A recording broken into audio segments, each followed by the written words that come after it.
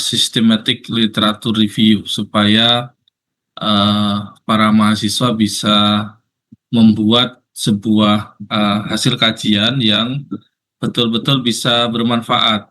Bermanfaatnya untuk eh, tugas akhir kalian, tidak hanya sekedar eh, apa ya dicomot terus diberikan.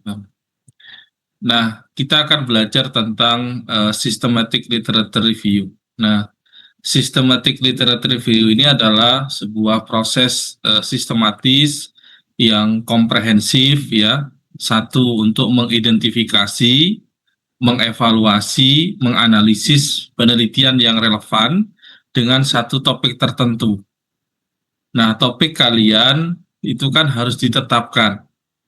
Maka perlulah systematic literature review ini. Nah, systematic literature review ini bertujuan untuk memberikan gambaran kepada kalian bahwa penelitian yang telah dilakukan dalam satu bidang atau SLR ini kadang disebut sebagai metode yang paling tinggi dari sisi pemanfaatan metode ya. Nah, kalau dilihat dari sisi bentuknya, di sini ada hierarki semistik evidence, terus ada dari atas ke bawah, ini semacam piramid semakin luas atau semakin tajam di atas. Nah, jadi metode SLR ini biasa dipakai oleh para mahasiswa S3, S2 maupun S1 untuk menguji kebaruan dari sisi judul yang diajukan. Jadi kalian tidak hanya sekedar ngajuin gitu ya. Kalau dilihat dari hasil yang dikumpulkan di saya, ada banyak hal yang menarik sih sebenarnya yang bisa kita pelajari dari apa yang sudah kalian susun. Nah, tapi susunan yang para mahasiswa buat tuh masih kurang, masih terlalu dangkal ya, terlalu dangkal karena mungkin karena belum baca secara detail apa yang diinginkan. Nah, ada beberapa topik yang menarik tentunya dari beberapa mahasiswa, cuman objek penelitiannya atau topiknya itu masih sangat jauh ya, sangat jauh dari artian tidak bisa menjawab permasalahan secara kompleks. Ya. Permasalahan kompleks itu bukan permasalahan yang ada pada kalian, tapi secara utuh kalian bisa melihat dari sisi permasalahan di nasional ya. Nah, jadi permasalahan di tingkat nasional itu yang harus dilihat oleh kalian. Misalnya kita coba ini uh, punyanya siapa nih? Jainal ya. Nah, kalau sudah kalian sudah punya pembimbing, sudah punya judul, ada beberapa mahasiswa sudah punya judul, ya tetap frameworknya harus dibuat, ya. Jadi menemukan isu atau kebutuhan real, masalah utama yang dihadapi pengelolaan sampah yang tidak efisien di tempat umum. Seringkali tempat sampah sudah penuh sebelum dijadwalkan untuk dikosongkan, menyebabkan sampah meluber. Ya, ya. Oh ini pakai IoT gitu ya, untuk prosesnya. Oke. Nah, jadi harus disusun secara itu. Jadi secara filosofinya teman-teman para mahasiswa sekalian harus betul-betul menyusun secara detail. Nah, kita ambil contoh lagi nih, punyanya Ivan. Ya, Ivan. Nah, masalahnya apa? kok ya jauh dari apa yang dicontohkan, Van. Peh, pakai ChatGPT. Ini pasti anaknya nggak baca. Kalau kayak gini nih, pokoknya ngumpulin. Ada Ivan.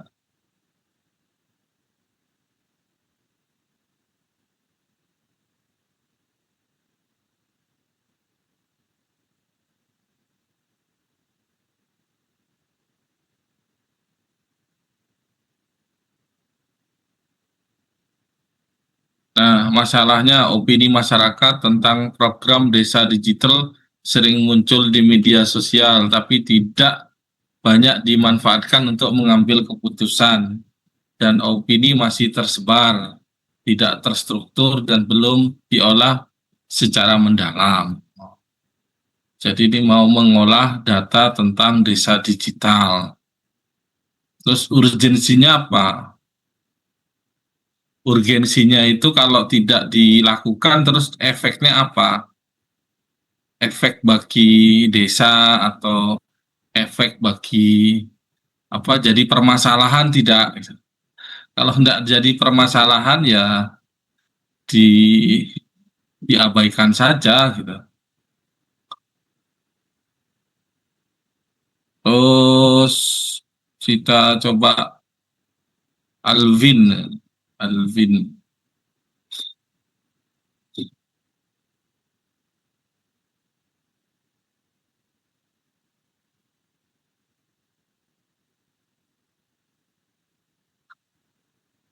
framework IoT pada platform mobile menggunakan apa ini?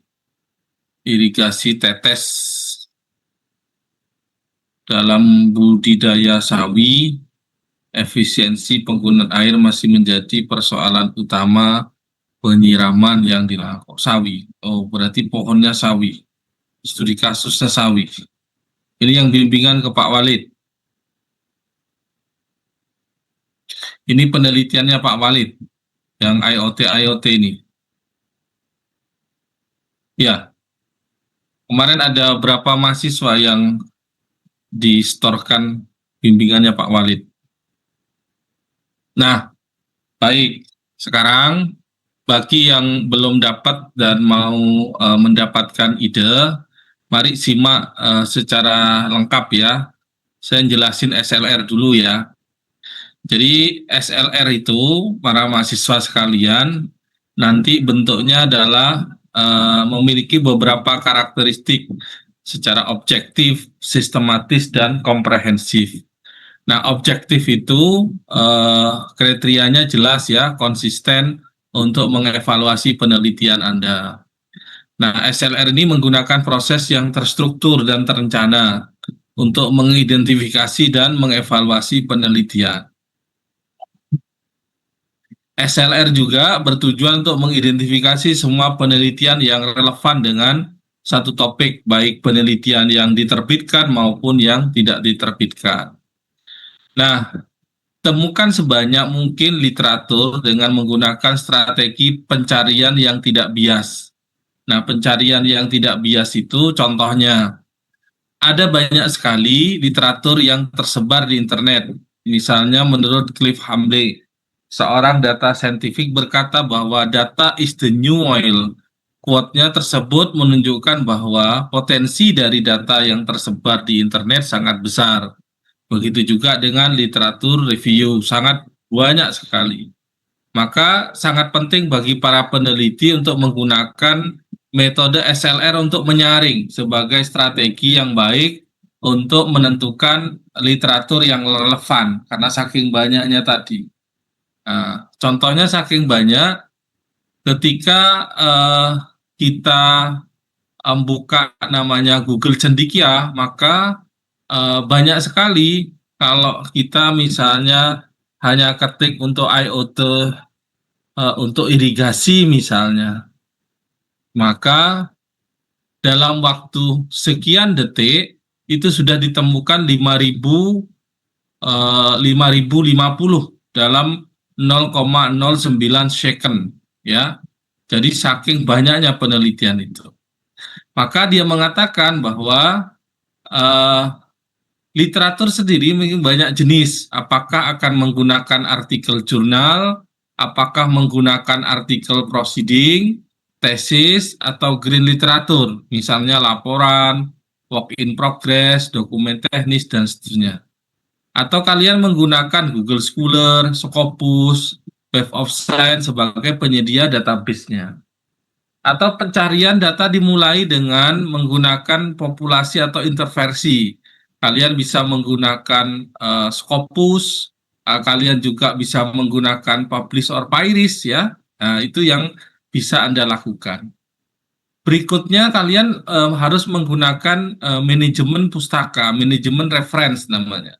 Maka wajib bagi semester 7 ini di laptopnya sudah terinstall Mendeley atau EndNote ya, EndNote atau aplikasi yang lain silahkan. Nah, ini untuk mempermudah kalian menyusun secara hierarki bibliografi atau pustaka yang disusun. Nah, maka yang kedua adalah appraisal, yaitu setelah mengumpulkan literatur, peneliti perlu melakukan seleksi. Jadi mana yang tidak cocok dibuang, bukan terus dipakai semuanya. Jadi kalau kalian ngambil di Publish or Pairis misalnya 1.000, maka kalau Anda setelah dapat 1.000 maka diseleksi, dibuang yang tidak relevan itu dibuang. Karena saking biasnya, karena ketika kita masukkan keyword itu belum tentu keywordnya itu, maka perlu namanya appraisal itu, sehingga file-file yang tidak cocok itu bisa diseleksi dan dibuang. Nah, kriteria seleksi dalam studi ini dibagi menjadi dua. Pertama adalah kriteria inklusi, yang kedua adalah kriteria eksklusi. Nah, inklusi artinya kriteria ini menentukan apakah satu studi itu dimaksudkan sudah melakukan review literatur atau dari sisi topiknya, dari sisi metodenya, dari sisi objek penelitiannya gitu. Nah, sehingga nanti teman-teman mahasiswa sekalian bisa melakukan beberapa tahap ini. Pertama, pemeriksaan judul dan abstrak. Jadi dibaca dulu, ya. Kedua, pemeriksaan teks lengkap studi. Jadi apakah sudah hasil dan pembahasan sudah lengkap. Yang ketiga, yaitu pembuatan daftar pustaka atau daftar studinya. Nah, untuk memastikan bahwa keadaan keputusan seleksi terhadap studi itu bagus, maka dilakukan uji coba seperti data-data berikut. Misalnya, uji Kappa-Cohen adalah statistik untuk mengukur kesepakatan antar dua atau lebih peneliti, atau menggunakan analisis sensitivitas, atau menggunakan diskusi dengan panel para ahli. Nah, mana yang paling gampang?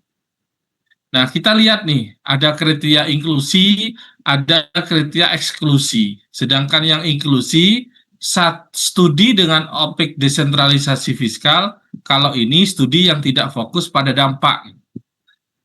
Kalau ini pemerintah daerah Indonesia, sedangkan ini studi yang tidak diterbitkan atau tidak dapat diakses. Nah, itu contoh-contohnya untuk menseleksi. Yang ketiga adalah melakukan sebuah sintesis. Nah, karena inklusi dan eksklusi itu masih umum, maka para peneliti juga perlu menilai kualitas dari studi-studi tersebut. Maka ada namanya sintesis.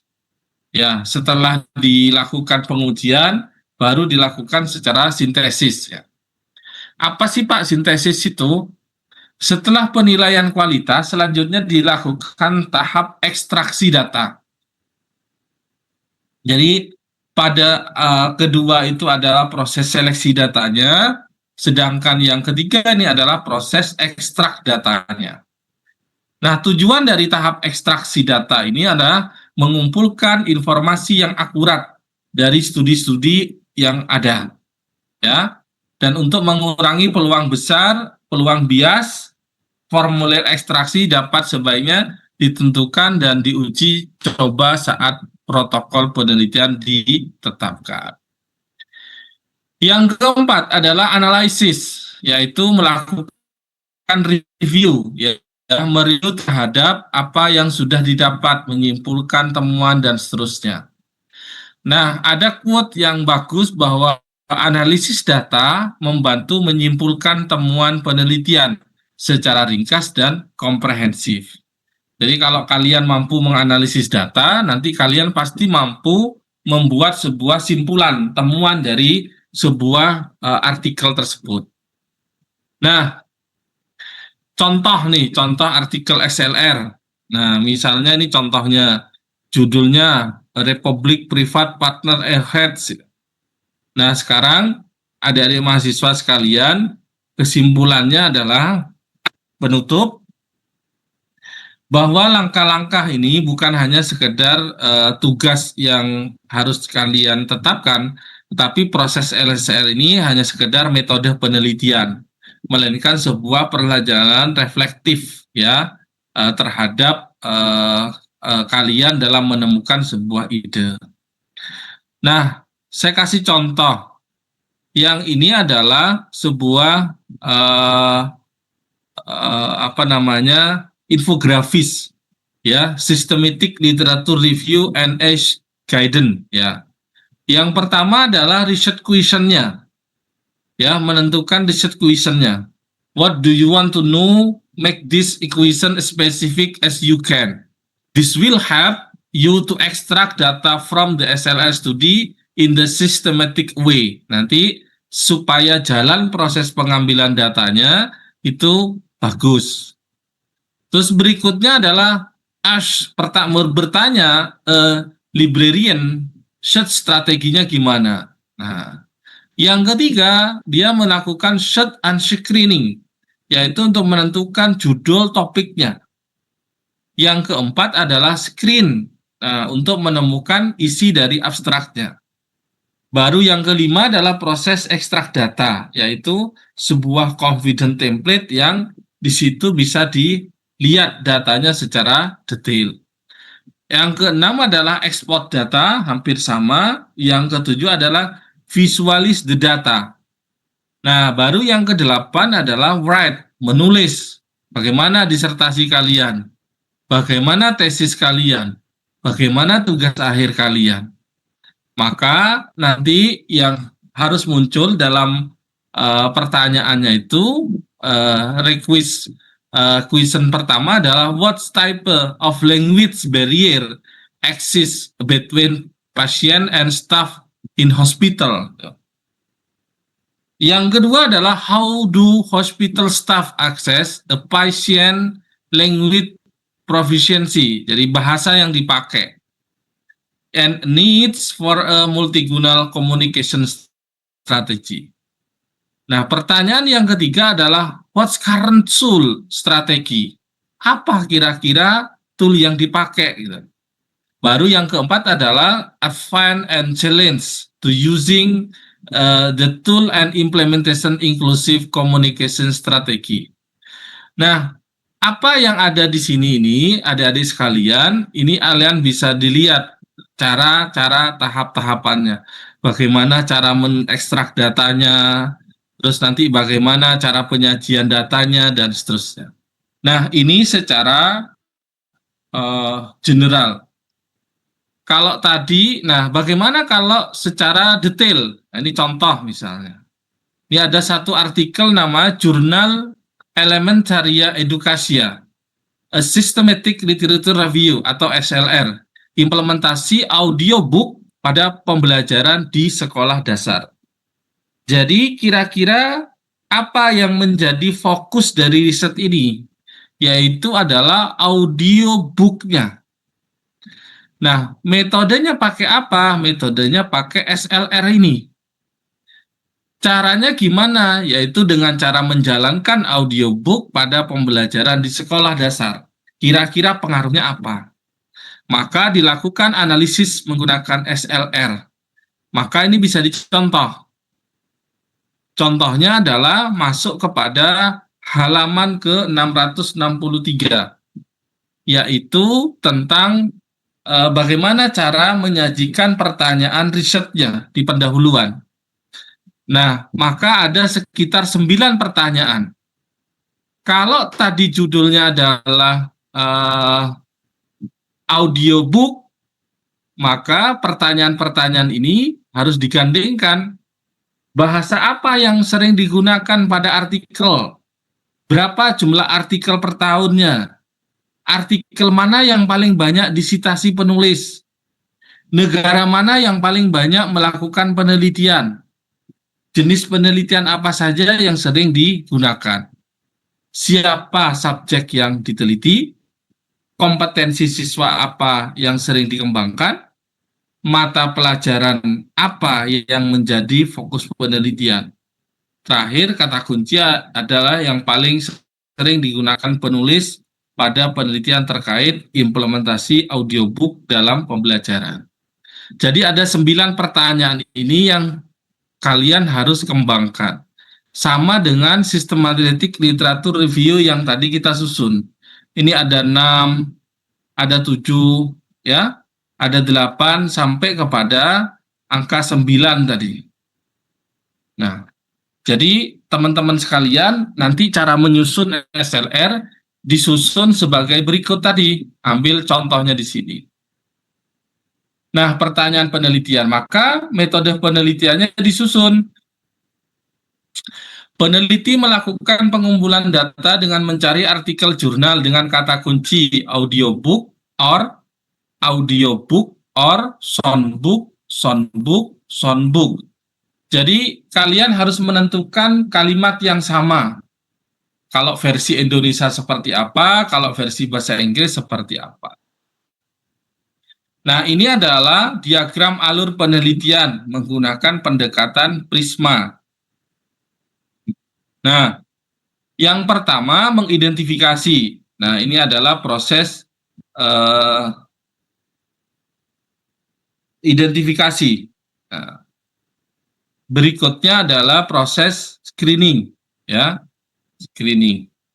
Yang keempat ada tawaran includes di situ. Nah, nanti tahapan-tahapannya ditulis hampir sama dengan analisis bibliometrik. Cuman analisis bibliometrik yang kalian kerjakan itu belum sesuai dengan topik penelitian Anda. Mari kita lihat pertanyaan pertama. Bahasa apa yang digunakan pada artikel audiobook?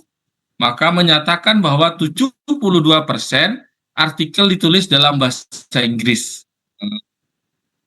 Oke, ini datanya. Berikutnya, pertanyaan berikutnya adalah aplikasi judul artikel per tahun. Nah, maka di sini dicatain pada tahun 2A ini menunjukkan peningkatan signifikan dalam penelitian tentang audiobook dalam konteks pembelajaran di sekolah. Jadi kenaikannya cukup signifikan. Berikutnya adalah artikel yang paling banyak disitasi. Nah, dilihat nih yang paling banyak citasi siapa. Ya.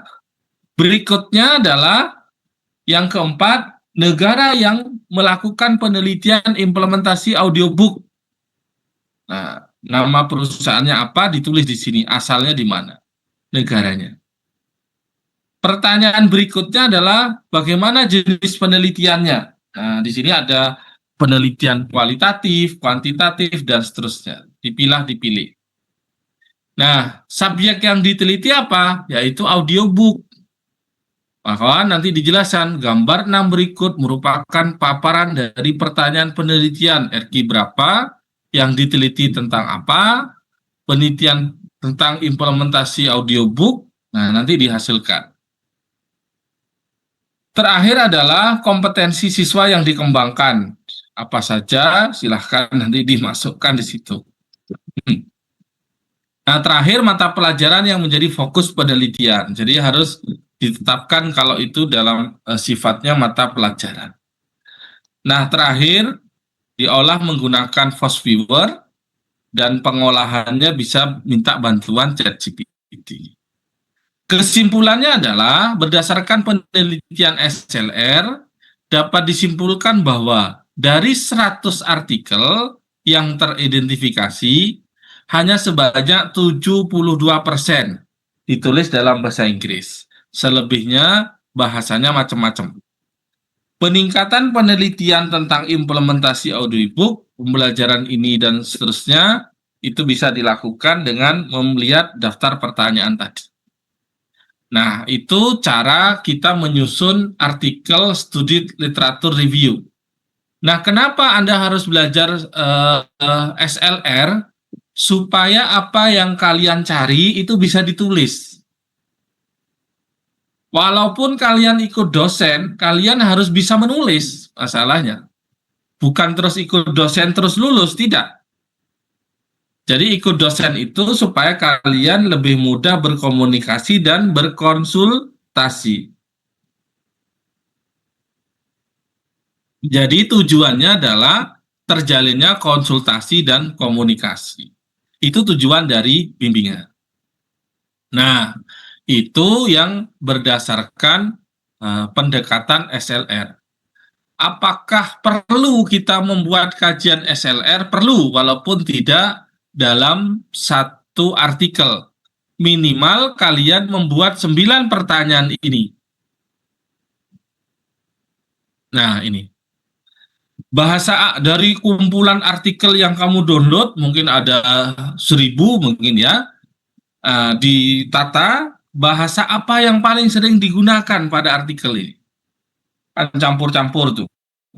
Pokoknya Sinta 2, misalnya. Sinta 2, Sinta 3, rata-rata apa? Yang kedua adalah berapa jumlah artikel per tahun di masing-masing jurnal itu.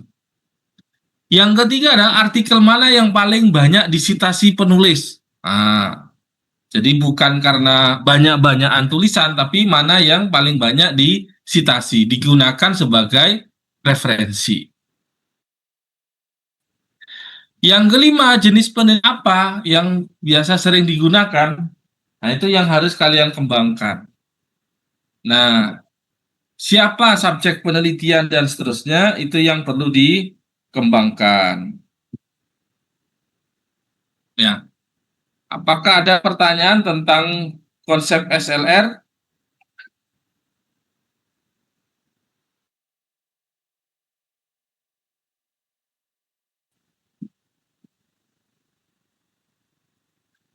Ya, silakan.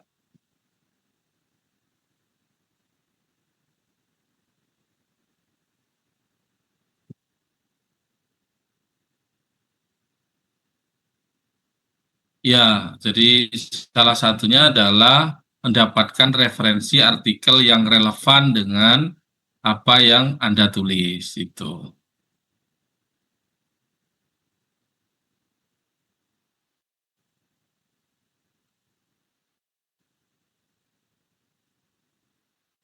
Ya, iya no, pastinya iya. Nah, ada lagi, itu salah satu saja, salah satu kalian harus tahu bahwa studi literatur review itu dilakukan khususnya mahasiswa-mahasiswa S3 itu harus di semester 1 itu harus menentukan membuat artikel SLR. Makanya kalau teman-teman dosen-dosen UIM itu yang lagi S3 semua, ada Bu Hoy, ada Pak Walid, ada Pak Anwari, Pak Masduk, Pak Ari, ya, itu Pak Bakir juga lagi S3. Nah, itu semester pertama itu disuruh mencari artikel sebanyak-banyaknya. Minimal kalau kalau di mana itu minimal ada 1.000 misalnya, 1.000 artikel. Nah, dari situ dia suruh mereview, membuat sebuah kajian supaya bisa menyampaikan bahwa ini loh penelitian saya ini baru gitu. Nah, jadi kebaruannya itu muncul di situ. Nah, gimana caranya kalau mengatakan bahwa penelitiannya eh eh, apa menentukan bahwa ini baru gitu.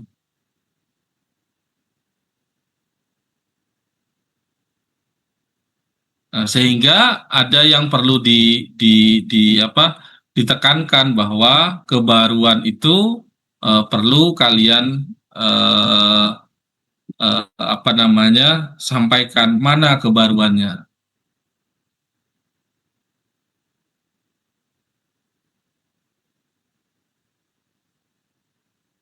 Ada lagi?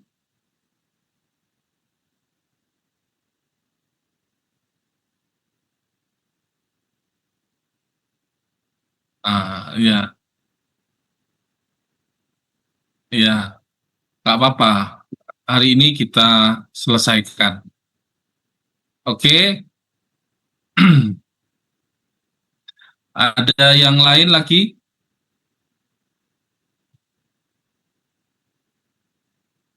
Baik, kalau tidak ada, saya lanjut ya. Sekarang yang mau eh, melakukan penelitian ya terkait dengan topik saya. Nah, mari kita lihat. Saya akan share screen. Nah, kalau mau bimbingan ke saya, maka harus lihat namanya publikasi saya. Namanya scholargoogle.co.id. Nah, setiap dosen tuh punya namanya Google Scholar. Nah, ini Google Scholar saya.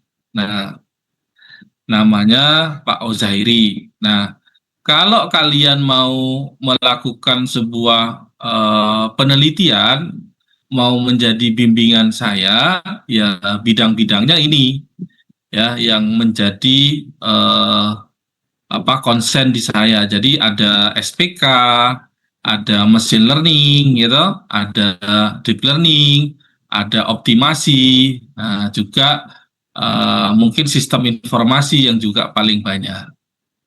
Nah, kalau saya berangkat dari ini, rekan-rekan sekalian, kalau kalian mau bimbingan ke saya tadi sudah buat, cuman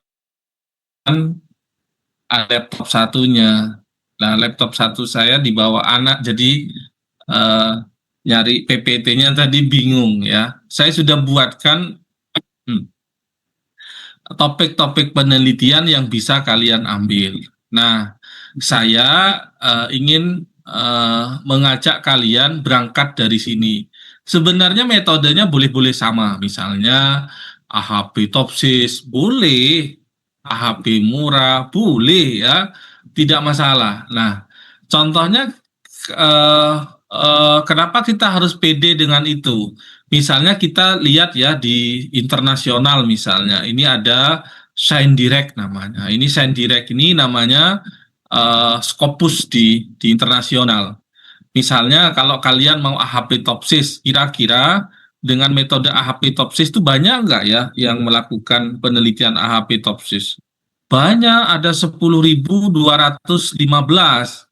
di dunia ini ya, di dunia penelitian internasional bereputasi loh ya.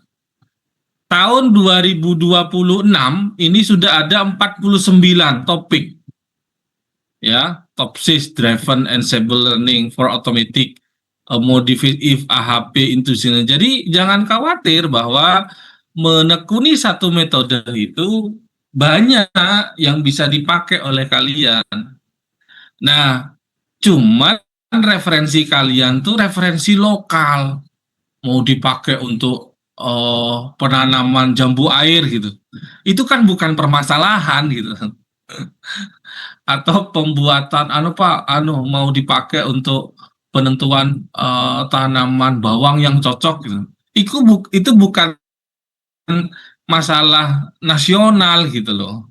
Itu masalahmu aja gitu. Maka rubah bahan bacaannya supaya gampang diterima oleh dosennya, naikkan kelas Anda, yaitu kelasnya adalah baca yang kelas-kelas internasional kayak gini.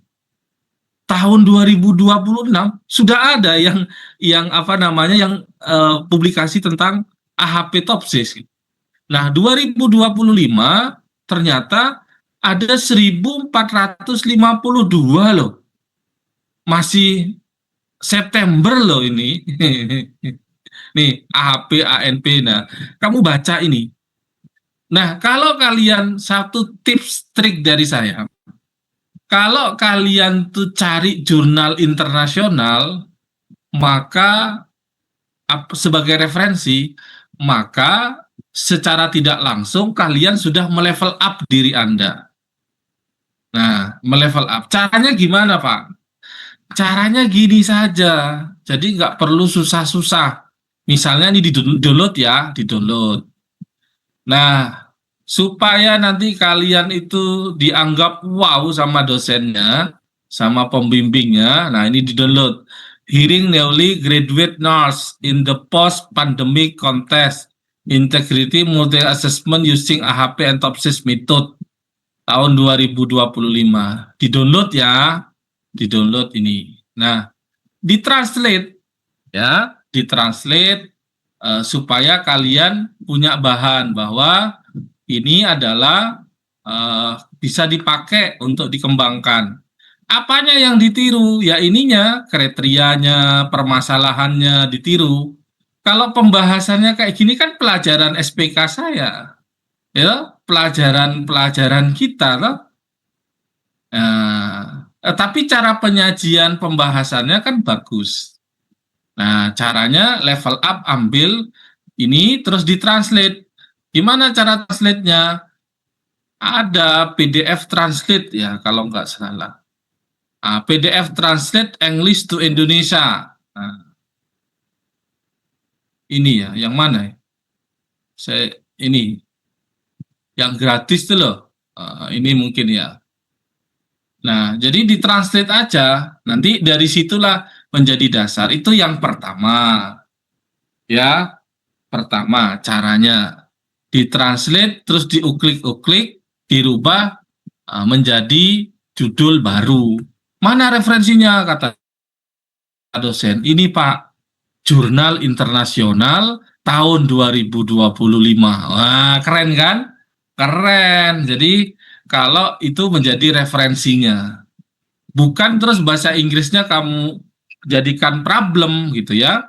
Nah, ininya yang dicarikan solusi, gimana? Ditranslate supaya kalian bisa memahami. Gitu. Ininya English, start translate. Nah, kan bisa. Oh, ini saja nih maksudnya apa gitu. Nah, minta email barang.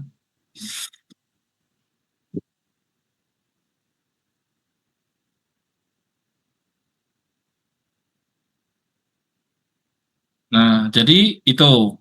Terus cara yang kedua yang kalian harus lakukan adalah, loh, kok sudah email already exist, please login. Oh, suruh login. Tiba suruh bayar ya. Baik. Mana nih keluarnya? Ya udah, leave. Nah, baik, itu yang pertama ya. Jadi cari sesuaikan dengan apa yang jadi dosennya, dilihat nih dosennya siapa, terus penelitian tentang apa, jadi ajukan gitu ya. Jadi bisa menaikkan kelas ke internasional. Atau kalian mau apa lagi yang mau analisis sentimen katanya, misalnya sentimen analisis ya. Nah, sentimen analysis. Nah, sentimen analysis apa yang akan Anda lakukan dengan melakukan sentimen analisis ini? Kan banyak nih, paling banyak nih, lebih banyak daripada SPK tadi. Oh, banyak sekali. Ya, jadi bisa cari menggunakan sign direct itu. Kedua, adik-adik sekalian, kalau mau kalian cari nih misalnya program apa? Misalnya programnya Pak Prabowo misalnya yang terbaru. Apa aja kira-kira programnya yang bisa prioritas? Yang jadi problem apa? Itu yang kita selesaikan. Nah, misalnya kita lihat nih, ada namanya nih tren-trennya. Misalnya makan gizi gratis. Apa problemnya makan gizi gratis ini? Banyak sponsornya. Nah, arahkan ke situ supaya eh, kalian bisa berkembang. Ya. Nah, contoh misalnya penentuan sekolah unggul Garuda. Kriterianya apa? Nah, udah. Jadi dibuat misalnya di wilayah Madura misalnya berapa kira-kira sekolah unggul Garuda? Apakah layak atau tidak? Di Sumeneb layak apa tidak? Kan lihat kriterianya. Nah, masukkan nih ada sekolah rakyat, sekolah unggul Garuda. Kriterianya dimasukkan. Lumbung pangan misalnya. Bagaimana cara menentukan mitigasi bencana supaya Indonesia ini bisa lumbung pangan? Misalnya memprediksi atau menentukan wilayah-wilayah yang strategis untuk penanaman padi misalnya untuk mendukung lumbung pangan. Atau yang baru misalnya koperasi merah putih. Mana koperasi merah putih? Nah, bagaimana syarat-syarat koperasi merah putih itu masuk kepada topik kalian gitu loh. Jadi cari topik yang kebaruan itu yang kekinian. Nah, jadi yang kekinian itu dibuat. Nah, caranya gimana supaya kalian memiliki gambaran ya literasi no, literasi ngopi-ngopi gitu ya, terus googling. Nah, swasembada pangan energi, pencegahan pemberantasan korupsi. Nah, ini diambil nih. Nah, mana kira-kira yang kalian mau ambil? Jaminan. Nah, ini diselesaikan dengan kalau koperasi misalnya, bagaimana kalau kita buat namanya aplikasi sistem informasi sederhana Pak untuk di desa-desa karena akan didirikan koperasi merah putih, namanya sistem informasi koperasi merah putih. Nah, apakah sudah ada? Nah, ya dicari sistem ya aplikasi koperasi misalnya. Koperasi dulu. Nah, aplikasi sistem keuangan, nah, aplikasi koperasi, e-koperasi. Nah, ini dibaca dulu. Dibaca-baca baru nanti dikembangkan dengan namanya koperasi merah putih. Coba demo. Nah, kalau mau ngajukan sistem informasi itu, kamu nyoba dulu baru komentar gitu.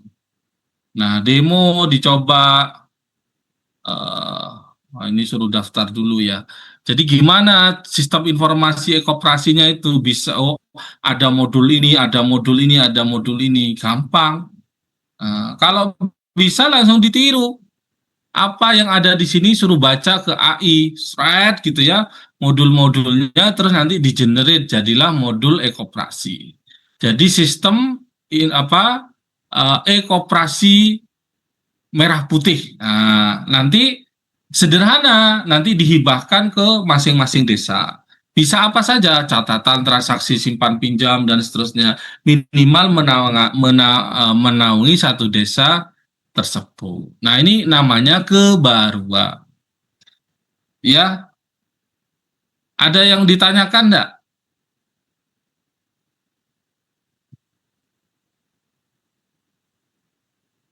Nah, ini Kopdes merah putih.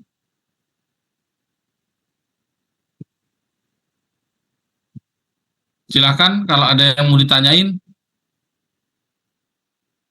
Nah, nih anggota kayak gini nih loh. Jadi outlet obat apa saja, sembako, ah, klinik desa. Nah, ini kan sudah ini satu TA, ini satu TA, ini satu TA. Lah banyak yang bisa dikira.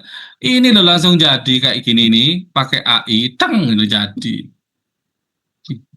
Apa yang susah sekarang? Tapi lihat kebaruannya. Oh, baru nih Pak. Nah, nih. koperasi keuangan simpan pinjam. Nah, jangan buat sistem informasi Pak, apa ini pesantren ya. Lah, kamu sudah buka enggak sistem informasi pesantren gitu? Kalau belum buka ya jangan usul gitu. Buka kayak gini dulu, jalanin dulu, baru kalian usul gitu loh. Ya, ada lagi. Jadi kalau kebaruan ini dampaknya bagus, manfaatnya bagus untuk menjawab persoalan-persoalan yang baru tuh bagus gitu. Nah, baru nanti cari metodenya. Jadi kalau mau bangun sistem informasi, ini sudah jadi berapa judul, kaitkan dengan Koperasi Desa Merah Putih. Itu baru namanya. Insya Allah diterima, karena di branding ke Koperasi Merah Putih. Hasilnya nanti ini digabung, misalnya nih A, ini B, ini C, berarti ada 6 mahasiswa, buat ini jadikan satu, namanya Koperasi Merah Putih. Modulnya ada 6, nanti dijadiin satu kesatuan, digabung, teng itu. Berarti sistem informasi Koperasi Desa Merah Putih itu bisa dikerjakan oleh 4 orang. Begitu. Ada yang lain? Ada Bapak? Mungkin Silakan saya kalau bertanya ada. Bapak, Ya, mengenai silakan. bidang SPK Bapak. Kalau misalkan untuk mencari bidang kebaruan dari bidang SPK itu bagaimana caranya Bapak? Soalnya baca dari referensi-referensi atau sumber setelah melakukan searching itu bidang SPK itu sudah banyak Bapak.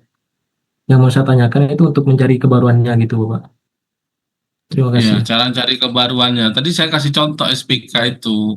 Carilah studi kasus di luar negeri. Makanya saya suruh cari, buka namanya ScienDirect. Nah, di ScienDirect misalnya kamu mau metode apa? Metodenya AHP misalnya. Ini AHP saja loh ya. Coba lihat, AHP itu 2026 sudah ada 132. Nah, modifikasi AHP. Nah, ini digabung dengan FMEA. Ini hybrid correlate fasi AHP framework. Nah, ini hybrid AHP entropi. Nah, kayak gini ANP. Nah, kalau kalian cari yang mudah yang kalian bisa, ini namanya kebaruan. Nanti di print yang bisa tunjukkan ke calon dosen pemilih, saya mau niru ini Pak. The new automatic AHP tool access forest vulnerability, the wind, the mates, ekologi, digabungkan dengan GIS, ya digabungkan dengan ini. Nah, kalau kamu ini bagus nih bagus, tapi pilih yang kamu bisa. Nah, kalau kamu bisanya AHP, maka carilah studi kasus AHP. Nah, kira-kira studi kasus AHP yang bisa diterima itu apa? Ya, berangkat dari cerita saya tadi. Ini program baru pemerintah. Nah, kira-kira yang yang di sini jadi problem apa? Apakah bisa diselesaikan dengan AHP? Contoh misalnya, eh, ini menjamin rumah murah dan sanitasi untuk masyarakat desa dan rakyat yang membutuhkan gitu. Jadi ini berarti kan ada apa namanya? Ada rumahan banyak tuh dibangun pemerintah. Kira-kira siapa yang layak menerima? Berarti rumah bantuan dari pemerintah. Nah, di situ dimasukkan metodenya AHP. Atau apa? Penyempurnaan sistem reformasi politik hukum atau apa? Silakan dicari di sini. Topik-topik yang baru, ya, jangan yang lama. Jadi kalau metodenya itu lama, maka objeknya dibarukan. Nah, objeknya dibarukan. Nah, kalau eh, nanti malam saya kirim ya. Kalau punya saya itu adalah studi kasusnya adalah kalau mau ngambil bimbingan saya ada Blue Economy, ada Blue Economy, ya. ada green economy. Nah, supaya kamu tahu, itu yang baru-baru dari saya. Ada green technology, terus ada namanya green skill, terus ada green job.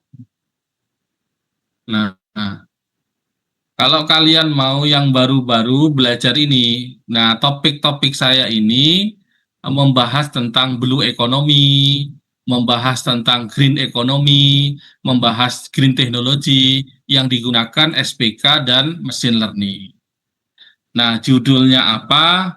Ya, karena laptop saya masih di bawah ini, nanti saya kirim mungkin malam ya, habis Isya itu nanti anak saya datang jam jam 4 sekolahnya, nanti saya akan share itu. PPT-nya lengkap, siapa yang mau ngambil silahkan.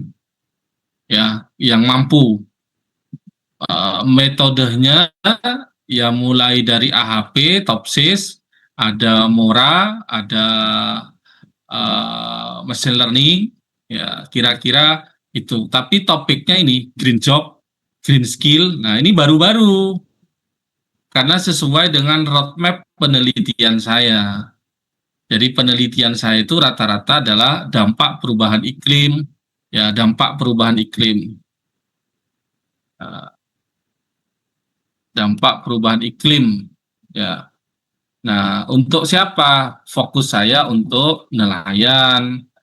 Kalau ada yang mau fokus ke pertanian, nanti silahkan. Nah, eh, perubahan iklim berdampak besar bagi nelayan dengan menyebabkan penurunan hasil tangkapan ikan akibat perubahan suhu laut, ekosistem, peningkatan resiko keselamatan melaut karena cuaca ekstrim yang tidak terduga.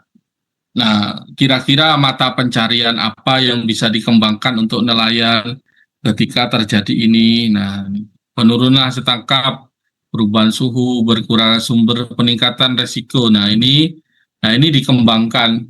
Rata-rata ini semua adalah topik-topik riset saya. Nah, kalau kalian mau fokus di ke saya, ya kalau mau belajar di sini, yang penting siap publikasi. Jadi kalau kalau mau bimbingan ke saya itu satu, jangan terlalu banyak alasan. Karena saya itu senangnya adalah bimbingan, bukan eh, membebani. Jadi problemnya apa, cari solusinya. Karena fungsi pembimbing itu memberikan jalan. Ya. Yang kedua, saya itu bimbingan bisa kapan saja.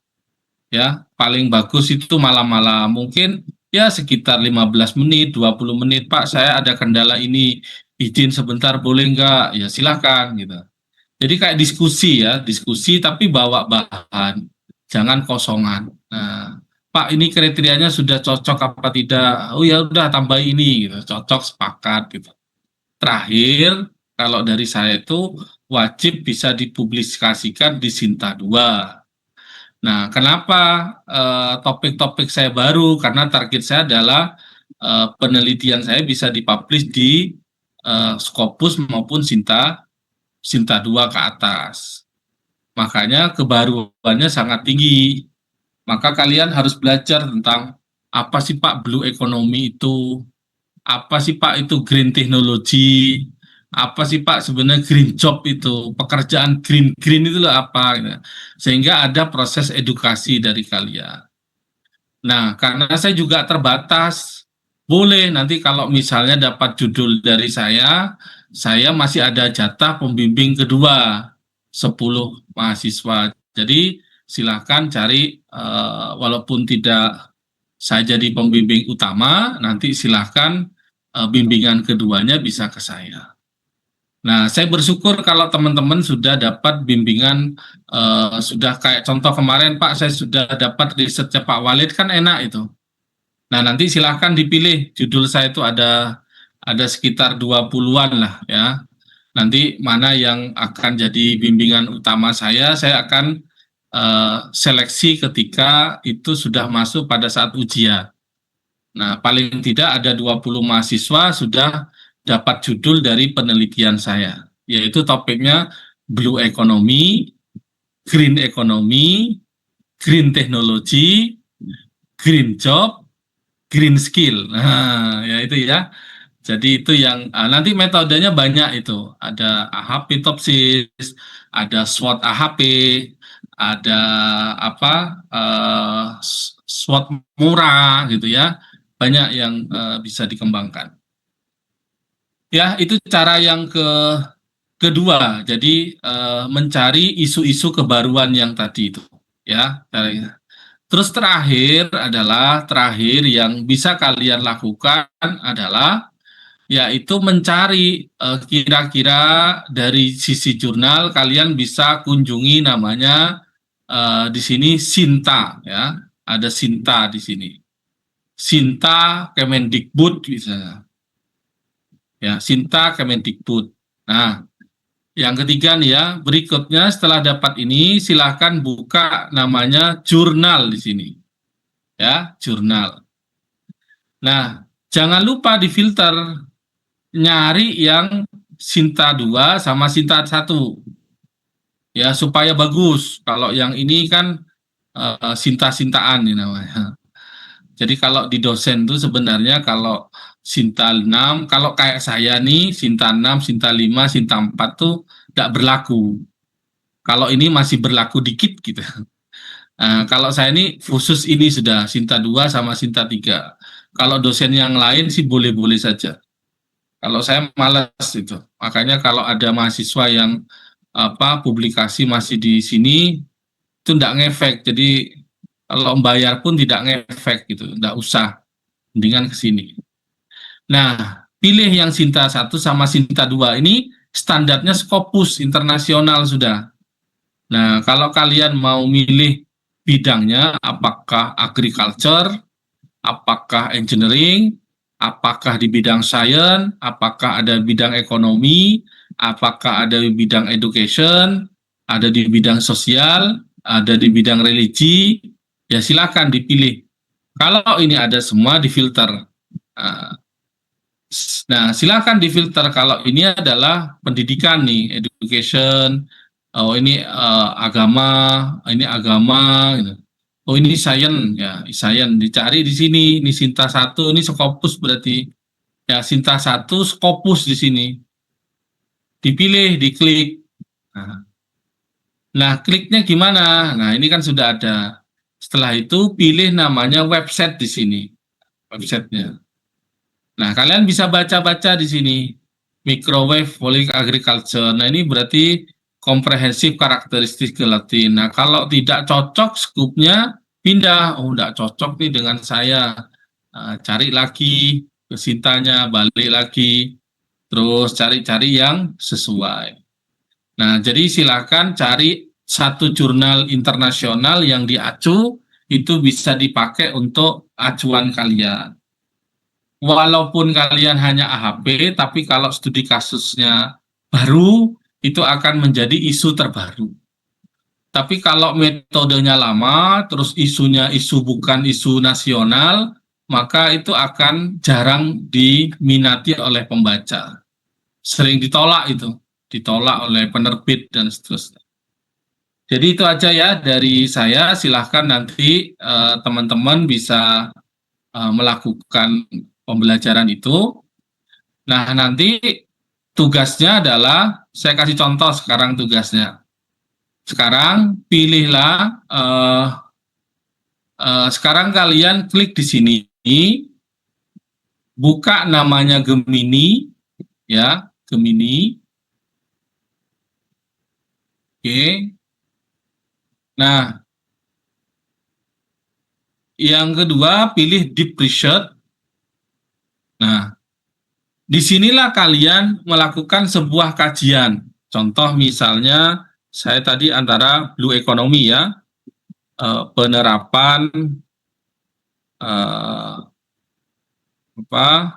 metode machine learning ya, misalnya machine learning untuk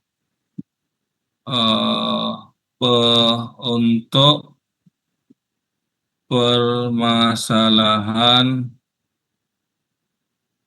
green job. di Indonesia misalnya. Kalau kalian topiknya adalah nanti yang mau ditekuni adalah machine learning, ya tulis machine learningnya. Kalau kalian nanti mau menekuni objek penelitiannya green job, maka silakan green job. Kalau kalian mau menekuni IoT, misal IoT untuk apa? Untuk ini penyiraman tanaman apa agriculture, smart agriculture, misalnya.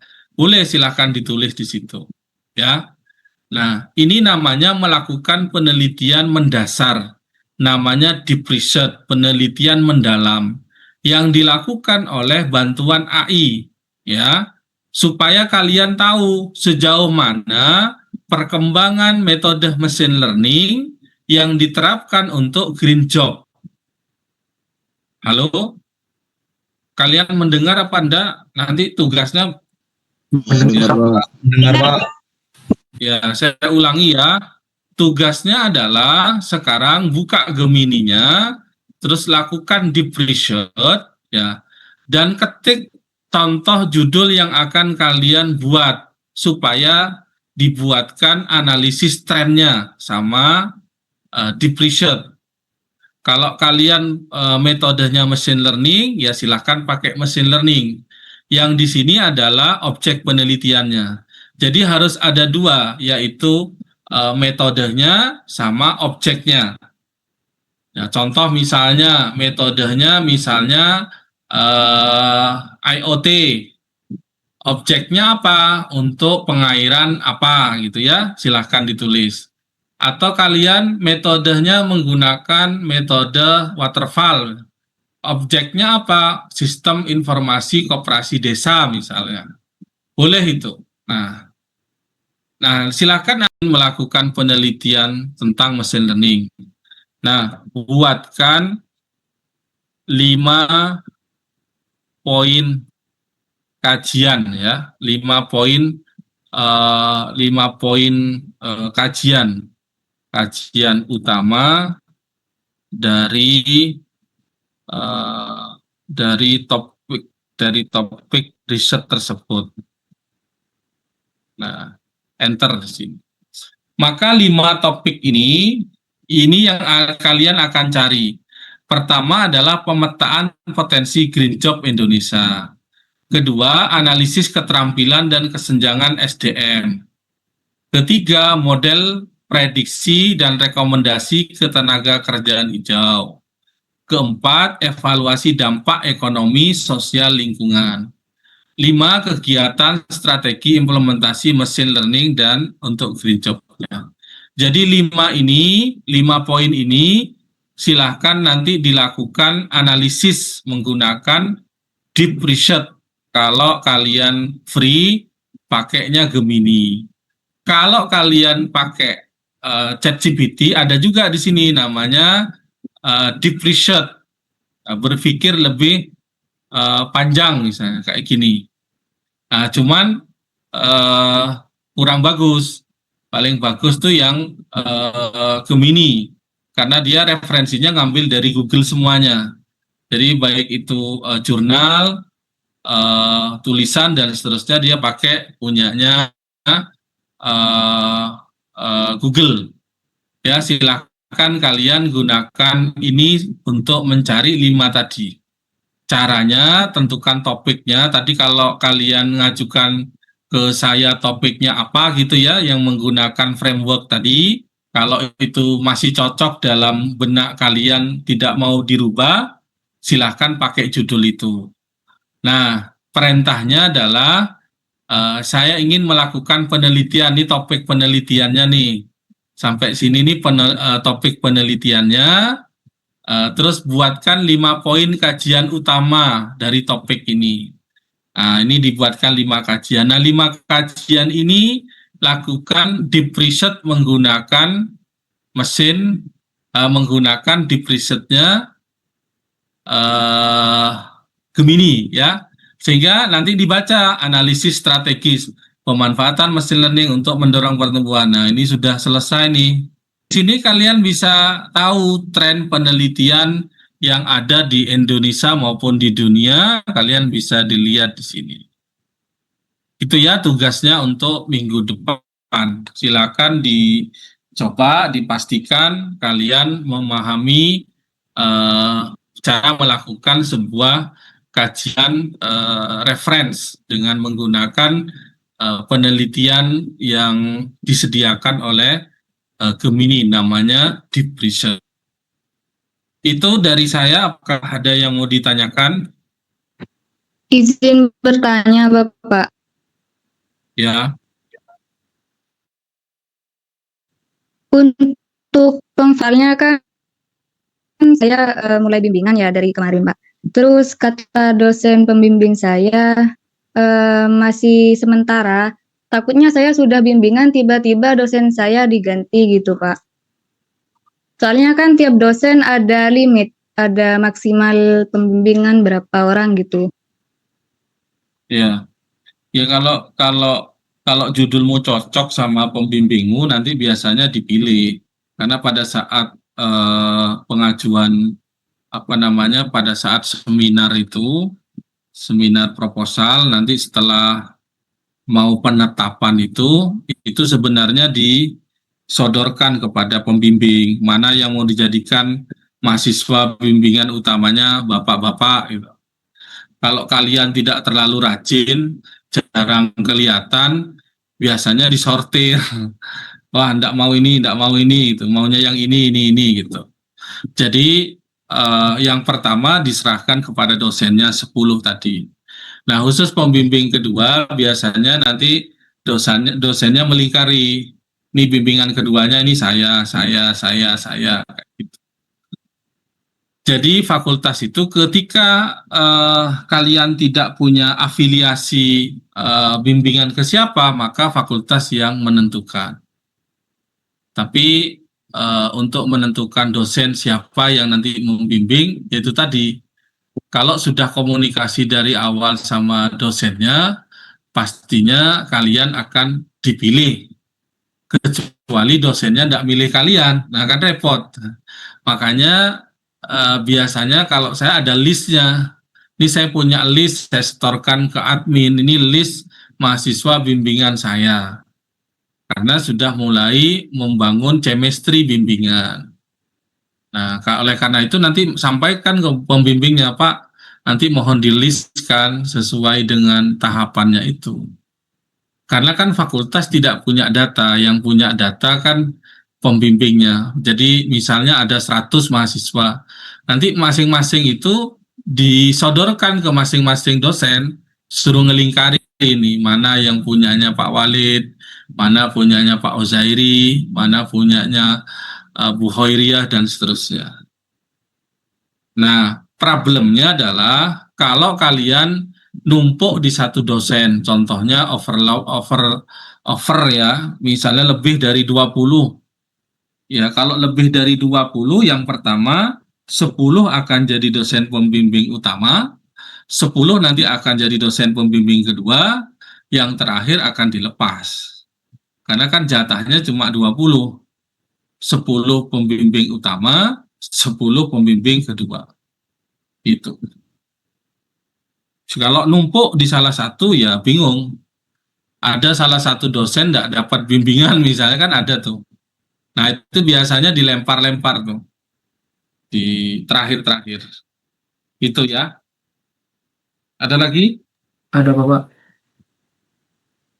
Izin Ya silakan. izin menyambung pembahasan mengenai SPK yang Bapak sampaikan tadi, Pak. Berarti untuk metode itu apa diperbolehkan hanya dengan satu metode saja, Bapak? Kayak misalkan Bapak menyebutkan HP saja tadi, Bapak.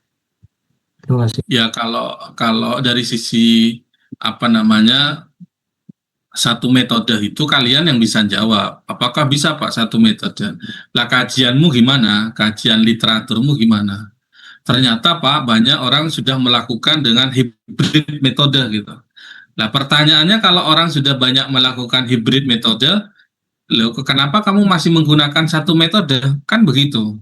Maka akan jadi pembantaian pada saat kalian ujian. Nah kalau kalian